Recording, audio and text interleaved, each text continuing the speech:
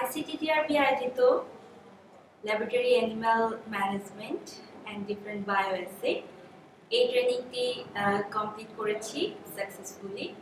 ট্রেনিংটি খুবই এফেক্টিভ ছিল, এখান থেকে অনেক অভিজ্ঞতা অর্জন করেছি। আমরা এই ট্রেনিংয়ে শিখেছি কিভাবে অ্যানিমাল হ্যান্ডলিং করতে হয় উইথ এথিক্যাল কনসিডারেশন। আমরা দেখেছি অ্যানিমেলকে কিভাবে ম্যানেজ করতে হয়, কিভাবে কলোনিগুলোতে অ্যানিমেলগুলোকে অর্গানাইজড ওয়েতে অ্যারেঞ্জ করে রাখতে হয়। এছাড়া অ্যানিমেলগুলোর ব্রিডিং সম্পর্কে আমরা খুব ভালোভাবে জেনেছি।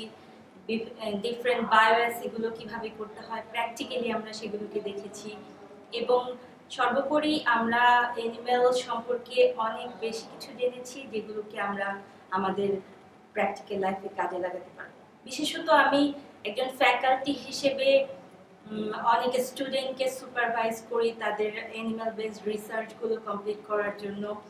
এই রিসার্চে আমরা এখন আরো ভালো করে হ্যান্ডলিং, তারপরে সেগুলোকে ট্রিটমেন্ট বা স্টাডি করার জন্য মডেলসগুলোকে কিভাবে কাজে লাগাতে হবে এই সবগুলোকে আমরা আরো প্রিসাইসলি, আরো পারফেক্টলি, প্রপারলি আমরা এগুলো করতে পারবো।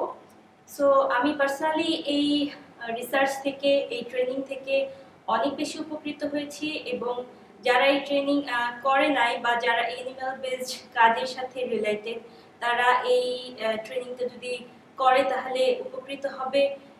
এবং কোয়ালিটি অ্যানিমাল কিভাবে ব্রিড করতে হয় এই জিনিসটা আমি এখানে শিখেছি। কোয়ালিটি অ্যানিমাল এখন আমি প্রয়োজনে ব্রিড করার জন্য আমাদের ইউনিভার্সিটিতে সেরকম ম্যানেজমেন্ট করতে পারবো, ইউনিভার্সিটিতে সেগুলো ডেভেলপ করতে পারবো।